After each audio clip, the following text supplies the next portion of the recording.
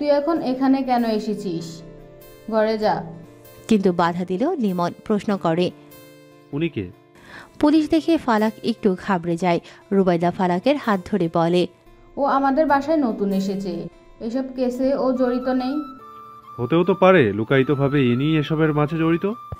রুবাইদা কিছু বলার আগে লিমনের সামনে এসে দাঁড়ালো জেহের। চোখে তেজ ভাব এনে বলে, ফালাক ইনোসেন্ট, এতদিন আশ্রমে থেকেছে, মাত্র 4 দিনের মতো হলেও এ বাড়িতে এসছে, তাই ওকে ব্লেম করবি না তুই। ঠোঁটে রহস্যের হাসি ফুটিয়ে লিমন বলে, ভালোভাবে ফেসেছিস তুই। মেয়েটা বশ করেছে তোকে, বেশ ইন্টারেস্টিং হবে। Mind your language Limon. ওদের কথার মাঝের ওপর থেকে জুলফিকার বলে ওঠে, কি হয়েছে? পুলিশ কেন? লিমন তাকালো জুলফিকারের দিকে, ফিচেল হেসে বলে, এই ক্রাইমের মেন লিড চলে এসেছে। ওয়েলকাম, আপনাকে দেখার জন্যই অপেক্ষা করছিলাম। লিমন জুলফিকারের কাছে এগোতে যাবে, অমনি জুলফিকার রুবাইদার পেছনে গিয়ে লুকায়। রুবাইদার পাশে ফালাক থাকার কারণে জুলফিকার দুজনের মাঝেই লুকিয়ে থাকে। ফালাকের ওড়নার আঁচল আর রুবাইদার শাড়ির আঁচল একসাথে করে মুখ ঢেকে বলে, এখানে পুলিশ কেন? এই বউ, আমি তো বাসর করতে চেয়েছি, জেল খাটতে না। তুই পুলিশ আনলি কেন? হো হো করে হেসে উঠল লিমন। পকেটে হাত রেখে একটা লম্বা শ্বাস নিয়ে বলে, বেটা পাগল হয়েছে ঠিকই, তবে বউ পাগল স্বভাবটা এখনো রয়েছে। হাত ঘড়ির দিকে তাকালো লিমন, তারপর সবার উদ্দেশ্যে বলে, আমি আবার আসবো। আজ যাচ্ছি, তবে এই এলাকায় আমি আছি। যতদিন না ক্রিমিনালকে ধরতে পারছি ততদিন আমার এখানেই ডিউটি। কিছু পথ হাঁটতে থাকলো লিমন। জেহেরের সোজা এসে জেহেরের চোখে চোখ রেখে বলল, by any chance Mrs Majumdar খুন তুই করিসনি তো? গর্জে উঠল জেহের, চিল্লিয়ে বলে, হোয়াট? বন্ধু হস তুই আমার, কিছুটা হলেও তোকে চিনি, জানি, বুঝি আমি। তবে চিন্তা করিস না, সত্যিটা ধীরে ধীরে হলেও একদিন আমি প্রকাশ করেই ছাড়বো। বলেই চলে যায় লিমন। তবে যাওয়ার আগে এই সওদাগর মহলের প্রত্যেকের দিকে চোখ বুলিয়ে যায়। বিশেষ করে চোখ বোলাতে থাকে জুলফিকার সওদাগর, ফালাক, রশ্মিনা আর জেহের সওদাগরের দিকে।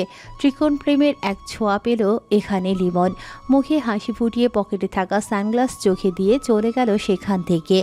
বাইরে এসে বাইকে পা রেখে যেই বাইক স্টার্ট দেবে অমনি চোখ গেল মেন গেটের দিকে। মেডিসিন হাতে নিয়ে ভেতরে প্রবেশ করছে রোহিণী। গলায় ওড়না পেঁচানো, চোখে গোল গোল চশমা আর দুদিকে ছেড়ে দেওয়া চুলগুলো বাতাসে উড়ছে। বাতাস হলেও গরমের তেজ ভীষণ চারপাশে। অতিরিক্ত গাছ থাকার কারণে বাতাসটা আছে চারপাশে, কিন্তু গরমের তেজ কমেনি। লিমন দেখতে থাকে রোহিণীকে। রোহিণী নিজ মনে ঔষধ নিয়ে ভেতরে চলে যায়। সে দেখতে পেল না একজোড়া চোখ এতক্ষণ তাকে পর্যবেক্ষণ করছে। বাইক স্টার্ট দিয়ে চলে যায় লিমন। লিমন চলে যেতেই জুলফিকার ফালাকের পেছন থেকে সামনে এসে দাঁড়ায়, তারপর রুবাইদার দিকে তাকিয়ে বলে, ওরা কেন এসেছিল আম্মাজান? পাগল হওয়ার পর থেকে জুলফিকার ভুলে গেছে কাকে কি বলে ডাকতো। দীর্ঘদিন হলো রুবাইদা কান্না করে বলেই গেল তাকে আগের মতো আম্মিজান বলে ডাকতে। ছোট থেকেই জুলফিকার রুবাইদাকে আম্মিজান বলে ডাকে। এই সওদাগর বাড়ির প্রত্যেকেই মাকে আম্মিজান বলে ডাকে। জুলফিকার পাগল হওয়ার পর যদিও আম্মিজান বলে ডাকতো, তবে এই ডাক ছিল রুবাইদার অনেক অনুরোধের পর। আজ নিজ থেকে জুলফিকার তার মাকে আম্মিজান বলেছে। চোখ চিকচিক করে ওঠে রুবাইদার। সন্তানের ভালোবাসা এক মায়ের জন্য জান্নাতের সুখের মতো অনুভূতি এনে দেয়। সে আজও এই বাড়িতে আছে তো শুধুমাত্র জুলফিকারের জন্য। এই জুলফিকার তার গর্ভে না আসলে সেও এই সওদাগর বাড়ির বড় বউ হয়ে থাকতো না। জুনায়েদ সওদাগর শীতল নয়নে দেখতে থাকে তার প্রাণপ্রিয় স্ত্রী রুবাইদাকে। আজ অতি আনন্দে অশ্রু বর্ষণ হচ্ছে তার। সবাই দেখছে রুবাইদাকে। ফালাক নিজেও তাকিয়ে আছে রুবাইদার পানে। সবাই চুপ থাকলেও চুপ থাকলো না জুলফিকার। রুবাইদার চোখের পানি তাকে কান্নার আভাস বুঝিয়ে দেয়। দেখে মনে হয় রুবাইদা কান্না করছে। জুলফিকার সাথে সাথে রুবাইদার চোখের পানি মুছে দেয়। রুবাইদার শাড়ির মেলে দেওয়া আঁচল নিজের হাতে নিয়ে চোখের নিচ দিয়ে মুছতে থাকে জুলফিকার। রুবাইদা ঠোঁটটা চওড়া করে রাখে। সন্তান তার চোখের পানি মুছে দিচ্ছে। মা তার সন্তান থেকে এই ভালোবাসাটাই তো আশা করে। রুবাইদা আর কিছু না ভেবে জড়িয়ে ধরে জুলফিকারকে। কান্না করে দেয় সেখানে সকলের সামনে। সবাই অবাক হয়ে রুবাইদার কান্না করা দেখে। কখনো এভাবে কারো সামনে দুর্বল হয়নি রুবাইদা, যাকে রক্তিম চোখে দেখে অভ্যস্ত, আজ তার চোখে পানি। অবাক হলেও সবাই এটা বুঝতে পারছে যে মা তার সন্তানের ভালোবাসা পেয়ে সুখের কান্না করছে। জুলফিকার নীরব হয়ে এই মুহূর্তের সাথে সায় দিচ্ছে। হয়তো এই অবস্থায় তার কি করণীয় এটা সে জানে না। ফালাক এসে ও ডান হাত রাখলো রুবাইদার মাথায়। এই সময় সেখানে উপস্থিত হয় রোহিণী। রুবাইদার কান্না আর জুলফিকারকে জড়িয়ে ধরা দেখে মৃদু হাসল সে। আপনা আপনি চোখ গেল তার বাম পাশে। মুষ্টিবদ্ধ হাতে নাক ফুলিয়ে ধীর গতিতে নিঃশ্বাস নিচ্ছে জেহের। রাগ ও জেদ নিবারণের ব্যর্থ চেষ্টা এই কারণ তার রাগটা রোহিণী ধরে ফেলেছে। রোহিণী এসে দাঁড়ালো জেহেরের পাশে। দুহাত ধরে মুঠ ছাড়িয়ে দিল রোহিণী। জেহের তাকালো রোহিণীর দিকে, মিষ্টি এক হাসি দিয়ে ব্যাগ থেকে পানির বোতল বের করে দিল। মুখে কিছু না বলে জেহেরকে ইশারা করে বোতলটি নিতে। বোতল নিল জেহের, কয়েক ঢোক পানি গিলে শান্ত করল নিজেকে। রোহিণী যখন দেখল জেহের শান্ত হয়েছে তখন সে চলে যায় রুবাইদার কাছে। মিষ্টি হাসি বজায় রেখে বলে, আমি তো এসেছি সব ঠিক করতে, অন্তত আমার উপর ভরসা রেখে কান্নাটা দমিয়ে রাখো খালামণি। রুবাইদা জুলফিকারকে ছেড়ে ঘুরে তাকালো রোহিণীর দিকে। চোখের পানি নিজের হাতে মুছে হালকা হেসে বলে, একমাত্র তুই তো আমার আশার ভরসা মা। রোহিণী এক নজর জুলফিকার আর এক নজর ফালাককে দেখে নিয়ে বলে, এইটা তো আমার মনে হয় না খালামণি, আমার মনে হয় আমি শুধু মাধ্যম হয়ে এসেছি। তোমার ছেলের সুখ অন্য স্থানে। কোথায়? তার বউয়ের কাছে। ভ্রু কুচকে এলো রুবাইদার। জুলফিকারের বউ তো মারা গেছে, পুনরায় মৃত ব্যক্তি কিভাবে আসবে? আর তার থেকেও বড় কথা, ওই বউই এ বাড়িতে না আসাই ভালো। ক্ষিপ্ত হয়ে রুবাইদা বলে, যে এই পৃথিবী থেকে বিদায় নিয়েছে তাকে নিয়ে কথা বলে কি লাভ? আর ওই মেয়ে বেঁচে থাকলেও আমি ওকে এই সদাগর মহলে ঢুকতেই দিব না। ওই মেয়ে আস্ত একটা বিষ। আমার ছেলের রন্ধ্রে রন্ধ্রে ওই মেয়ের বিষ লেগে আছে, তাই তো ওর আজ এই অবস্থা। রোহিণীর ঠোঁটটা গোল আকারে উঁচু করিয়ে ফু দিল, অর্থাৎ সে একটু নিজেকে রিল্যাক্স করল। অতঃপর রুবাইদার দিকে তাকিয়ে বলে, আমি তোমার ছেলের আগের বউয়ের কথা বলছি না, আমি কথা বলছি তোমার ছেলের বিয়ে না করা বউয়ের কথা। রোহিণীর কথার কিছুই বুঝতে পারল না রুবাইদা। কাছে থাকায় ফালাক রোহিণীর আস্তে আস্তে বলা কথাগুলো শুনতে পায়। সে তো বুঝতে পেরেছে রোহিণী কি বোঝাতে চায়। চোখ মুখ কুঁচকে রেখেছে। রোহিণী ও ঠোঁট রুবাইদার কানের কাছে এনে বলে, আমি তোমার ছেলের সেই বউয়ের কথা বলছি যাকে দেখলেই তোমার ছেলে বিয়ে না করে সোজা বাসর করতে চায়। রোহিণীর এহেন কথায় চোখ বড় বড় হয়ে এলো রুবাইদার। বাম হাত দিয়ে রোহিণীর কান টেনে বলে, ওরে মেয়ে বড় হয়েছ, বলে কি গুরুজন মান্য করতে ভুলে গেছ? আসুক তোমার বাবা তার বন্ধুর বাড়ি থেকে ঘুরে, তোমার নামে নালিশ করব। প্রথম যেদিন ফালাককে ধরে জুলফিকার বলেছিল বাসরের কথা, ওই দিন অনেক কষ্টে রুবাইদা ফালাককে ছাড়িয়ে নিয়ে আসে। তাই আজ বুঝতে পারল রোহিণী কার কথা বুঝিয়েছে। রুবাইদা ফালাকের দিকে তাকিয়ে দেখল ফালাককে। কিছুক্ষণ তাকিয়ে থাকতেই মনে পড়ল এই ফালাকের প্রতি তো জেহেরও তার মন দিয়ে দিয়েছে। জুলফিকার না হয় এই পাগল মনে ফালাককে ভালোবাসে, কিন্তু জেহের ফালাককে সুস্থ মস্তিষ্কে ভালোবাসে। যদি জুলফিকার সুস্থ হয় তাহলে তো সে ফালাককে এই ভালোবাসা দেখাবে না। শুধু শুধু ক্ষণিকের জন্য সন্তানের সুখ দেখতে সে একটা মেয়ের জীবন নষ্ট করতে পারে না। এই ফালাকের উজ্জ্বল ভবিষ্যতের জন্যও তো ফারজানার কাছে রুবাইদা ওয়াদা করে রেখেছে। ওদিকে ফালাক তাকিয়ে আছে জুলফিকারের দিকে। অদ্ভুত বিষয়, জুলফিকার এখন একবারও বাসর করতে চাইছে না। একটা জিনিস ফালাক বুঝতে পারল, জনসম্মুখে জুলফিকার বাসরের কথা বলে না। বিষয়টা ভাবাচ্ছে ফালাককে। মনে মনে ফালাক বলে, এমনও পাগল হয় নাকি লোকজনের মাঝে বাসরের কথা বলে না, কিন্তু আড়ালে আবডালে ঠিকই বাসরের জন্য বাসর পাগলা। আমাকে পাগলি বানিয়ে দেয়। দুনিয়াতে যে কয় রকমের পাগল আছে এটা পাগল কমিটির লোক ছাড়া কেউ জানবে না। নিজের ভাবনার উপর নিজেরই কেমন অদ্ভুত লাগলো। ভাবছে, আচ্ছা পাগল কমিটির লোক আছে? হয়তো আছে, কিন্তু আমি কখনো দেখিনি।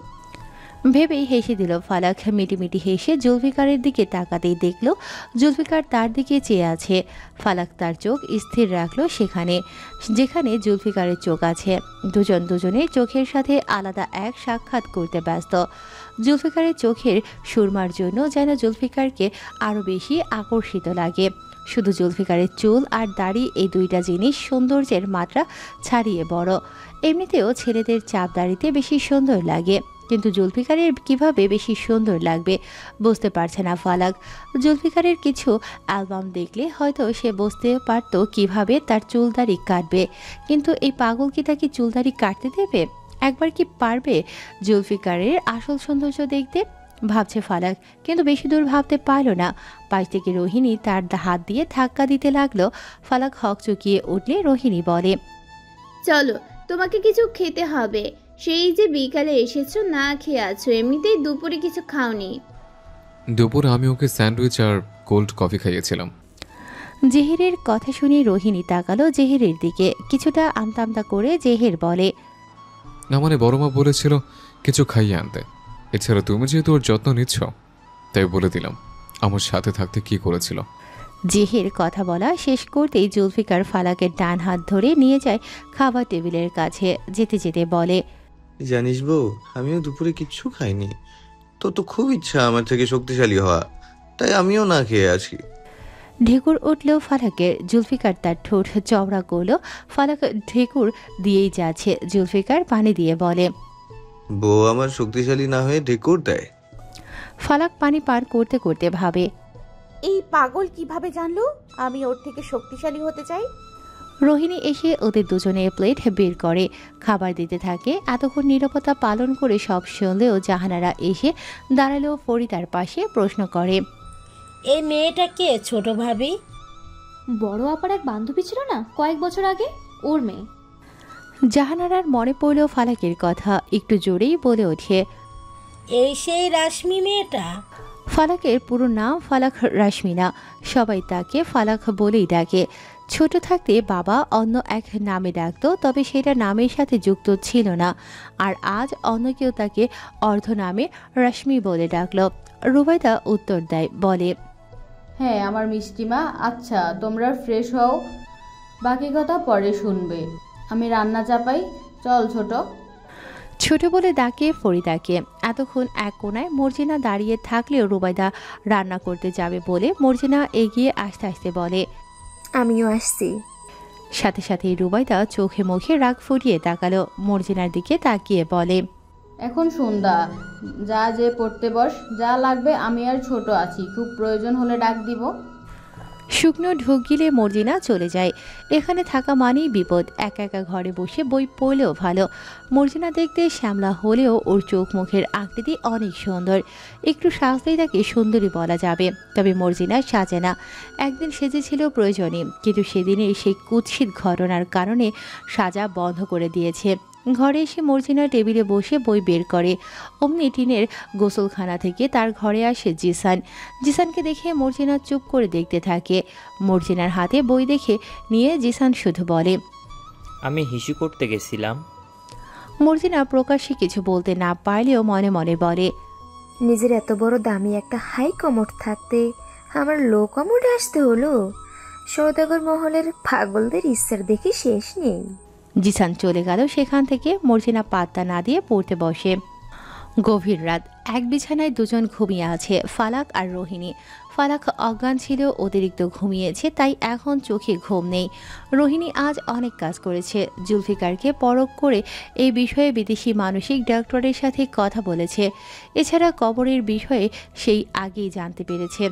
আজ সকালে যখন রোহিণী জঙ্গলের আশপাশ দিয়ে হাঁটছিল, তখন তার কানে হেডফোন ছিল। রুহান আর রুহি আজ আরেক জায়গায় বেড়াতে গেছে। রোহিণী যায়নি, মন ভালো করতে এদিকটায় আসা। জঙ্গলের দিকে এসেই এক মুরব্বীর সাথে সাক্ষাৎ হয় রোহিণীর। দুজনেই হাঁটতে হাঁটতে এগোতে থাকে। ঠিক তখনই কবরটি দেখে আটকে ওঠে দুজনে। মুরব্বী মহিলা চিৎকার দিয়ে ওখান থেকে রোহিণীর হাত ধরে দৌড়ে দেয়। দূর দূরান্তে এলাকাবাসীদের ডেকে জড়ো করে।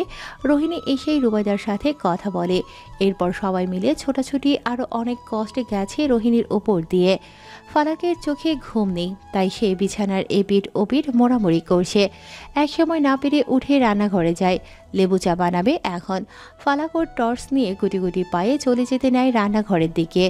রান্নাঘরের দিকে যেতেই হলরুম বাদে হলরুমে এসে দাঁড়াতেই ফালাক অদ্ভুত গন্ধ পায়। মরা পচা গন্ধ তার নাকে ভেসে আসে। এর কিছুক্ষণ পরই সেখানে ধূপের গন্ধ আসে। ফালাক বুঝল না এখানে কি হতে চলেছে। সন্দেহ হওয়ার কারণে ফালাক দৌড়ে গেল নিজের ঘরে। ডাক দিতে থাকে রোহিণীকে। ফালাক বারবার ধাক্কা দিচ্ছে আর বলে, রুহানি আপু ওঠো, কেমন অদ্ভুত গন্ধ ভেসে আসছে আমার নাকে। একটু ওঠো আপু, উঠে একটু চলো আপু, কোনো কিছু হলো কিনা দেখতে যাই। আপু ওঠো। এতবার ডাকার পরেও ঘুম ভাঙেনি রোহিণীর। ফালাক এবার বিরক্ত হয়ে চলে গেল রুবাইদার ঘরের কাছে। রুবাইদার ঘরের দরজা ধাক্কাতে থাকে। ফালাক বলতে থাকে, মিষ্টিমা, ও মিষ্টিমা, এখানে কিছু একটা হচ্ছে, দরজাটা খোলো। আমি ফালাক, মিষ্টিমা। এখানেও ব্যর্থ ফালাক। কেউ উঠছে না, সবাই গভীর নিদ্রায় আচ্ছন্ন। ফালাক এদিক ওদিক দেখে উপরের দিকে তাকালো, দেখতে পেল কালো ধোঁয়া। ফালাক আবারও দরজা ধাক্কিয়ে বলতে থাকে, মিষ্টিমা, উপরের ঘরগুলো থেকে ধোঁয়া বের হচ্ছে। তোমার ছেলে আছে তো ওখানে, ওনার কিছু হয়ে গেলে তো তুমি বুঝতেও পারবে না। দরজা খোলো মিষ্টিমা। ফালাক একবার জুলফিকারের ঘরের দিকে তাকাচ্ছে, আবার রুবাইদার ঘরের দরজায় ধাক্কাচ্ছে। জুলফিকারের জন্য ফালাকের মনে ভয় সৃষ্টি হয়েছে। এই যে ধোঁয়া আসে, কোন ঘর থেকে ধোঁয়া আসে এটা বোঝা যাচ্ছে না, কিন্তু ফালাক চিন্তা করছে জুলফিকারের কিছু একটা হতে পারে। উপরে তো জিসান আর জেহেরও আছে, তবুও তাদের চিন্তা না করে ফালাক একা জুলফিকারের কথা ভাবছে। এত ভাবনার মাঝেও ফালাক বুঝতে পারছে না সে আসলে উত্তেজিত হয়েছে এমনকি একজনের জন্যই হয়েছে। শুধু এখন এটুকুই জানে জুলফিকারকে রক্ষা করতে হবে। ফালাক অনেকক্ষণ ধাক্কানোর পরও যখন কাজ হয় না, তখন সে ধীর পায়ে সিঁড়ি দিয়ে উপরে উঠতে থাকে। ভয় কাজ করছে তার মনে। ওড়না দলা করে নিজের মুঠো নিয়ে ঘামতে ঘামতে উপরে উঠছে আর বিড়বিড় করে বলছে, আল্লাহ দেখো যেন লুচ্চা পাগলটার কিছু না হয়। আর সবার আগে এটাও দেখো যেন এই রাতে একা পেয়ে বাসর করার জন্য আটকে না রাখে। বিয়ের আগে বাসর করে গুনাহ করতে চায় না। জুলফিকারের ঘরের কাছে এসে দাঁড়ালো ফালাক। অবাক করা বিষয় হলো এখন আর এখানে ধোঁয়া নেই, কোনো ধোঁয়ার গন্ধ নাকি ভেসে আসে না। ফালাক জুলফিকারের ঘরের দরজাটা হালকা একটু খুলে দেখতে থাকে। লাল ড্রিম লাইটের আলোয় দেখা যাচ্ছে পাগলটা এখন ঘুমিয়ে আছে। ফালাক পা টিপে টিপে ভেতরে ঢুকলো। বিছানার নিচটা হাতে থাকা লাইট দিয়ে ভালো করে দেখতে লাগলো, কোথাও কিছু পড়েছে কিনা খুঁজছে ফালাক। বিছানার নিচ দেখার পর ব্যালকনিতে গেল ফালাক। ব্যালকনি থেকে বড়ির জঙ্গল আরো স্পষ্ট দেখা যায়। বড় বড় গাছপালা দিয়ে ঢেকে আছে জঙ্গল। সওদাগর মহলের বাইরের আলোগুলো জঙ্গলের দিকে খুব সুন্দরভাবে আলোকিত করেছে, কিন্তু গাছের জন্য বাকি স্থানে অন্ধকার। ফালাকের চোখ গেল কবরস্থানের দিকে। মধুজার কবরের দিকে চোখ যেতেই ফালাক দেখলো ওখানেও ধোঁয়া, আর চারপাশে শিয়াল কুকুর ছোটাছুটি করছে। ফালাকের সাহস নেই সেদিকে যাওয়ার। নিজের ঘরে যাওয়ার জন্য প্রস্তুত নেয় ফালাক। জুলফিকারের কিছু হয়নি, এতেই শান্তি। জুলফিকারের ঘর থেকে বের হবার সময় যেই বিছানার পাশ থেকে হেঁটে যাচ্ছে, অমনি ফালাকের ওড়নায় টান অনুভব করে।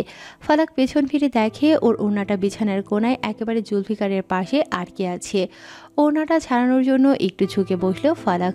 মাত্রাতিরিক্ত বড় দাড়ি আর চুলের জন্য পাগল ভাব ফুটে উঠেছে মুখে। সেই মুখ দেখছে ফালাক। বিড়বিড় করে কি যেন বলছে জুলফিকার। শোনার আগ্রহ জাগ্রত হতেই কান এগিয়ে দিল জুলফিকারের ঠোঁটের দিকে। 2-3 ইঞ্চি ফাঁকা রেখে শোনার চেষ্টা করছে ফালাক। জুলফিকার ঘুমের মাঝেই বিড়বিড় করে বলে, বাসর করবি না বউ? চোখ বড় বড় হয়ে গেল ফালাকের। এই পাগলা কিনা ঘুমের মাঝেও বাসর করতে চায়। ফালাক তাড়াতাড়ি করে ওড়না ছাড়িয়ে শুধু বলে, লুচ্চা পাগলা বলে বের হয় ফালাক। বাইরে এসে খট করে একটা শব্দ পায় ফালাক। আশেপাশে কেউ নেই। জুলফিকার ঘুমে, ওর কিছু হয়নি। তাহলে কি জিসানের কিছু হয়েছে? ভাবতে থাকলো ফালাক। ধীর পায়ে এগোতে যাচ্ছে জিসানের ঘরের দিকে। কিছু দূর হাঁটতেই পায়ের নিচে কিছু একটা বাঁধলো। মনে হলো ফালাকের। কি বেঁধেছে দেখতেই ফালাক ভয় পেল। নিঃশ্বাস নিতে কষ্ট হচ্ছে তার। একটি কঙ্কালের হাত, যেটাতে পা লেগেছে ফালাকের। চোখ দুটো কাঁপতে থাকে। কিছুটা দূরে তাকাতেই দেখতে পেল কঙ্কালের মাথা। ফালাক ভয় পেয়ে সেখান থেকে দৌড়ে নিচে নেমে আসে। সিঁড়ি দিয়ে দৌড়ে নিচে এসে কারোর সাথে ধাক্কা লাগে। কার সাথে ধাক্কা লেগেছে দেখার জন্য চোখ উপরে করতেই দেখতে পেল জেহেরকে। ফালাক হাঁপাচ্ছে, ঘেমে একাকার হয়ে আছে। জেহের এক গ্লাস পানি এনে দিল। পানিটা ঢক ঢক করে গিলতে থাকে ফালাক। জেহের প্রশ্ন করে, তুমি এত রাতে উপরে কি করছিলে? একটু আগে এখানে প্রচন্ড ধোঁয়া ছিল, চারপাশ গন্ধ গন্ধ হয়ে গেছিল, আমি তাই দেখতে গেছিলাম। এত রাতে চারপাশে ধোয়া ধোয়া হয়ে গেলে তো এখনো তার গন্ধ থাকতো। আমি নিজের চোখে দেখেছি ধোয়া, আমার নিজেরই নিঃশ্বাস নিতে কষ্ট হচ্ছিল, তাই তো চেক করতে গিয়েছিলাম কারো কিছু হলো কিনা। তো কি দেখলে? কারো কিছু হয়েছে? ফালাক মাথা নাড়িয়ে না বোঝালো। একটু শান্ত হয়ে ফালাক উল্টো প্রশ্ন করে, আপনি এখন এখানে কেন? আমি রাতে দেরি করে এসেছিলাম, ডিনার করা হয়নি, তাই এখন আমার জন্য স্যুপ রান্না করব। ওদের কথার মাঝে সিঁড়িতে দাঁড়িয়ে জিসান বলে, ও মিথ্যা কথা বলছে, ও ভালো না, ও মিথ্যা কথা বলছে। ভ্রু কুঁচকে দেখলো ফালাক। জেহির বলে ওঠে, কি বলতে বলতে বলছিস তুই?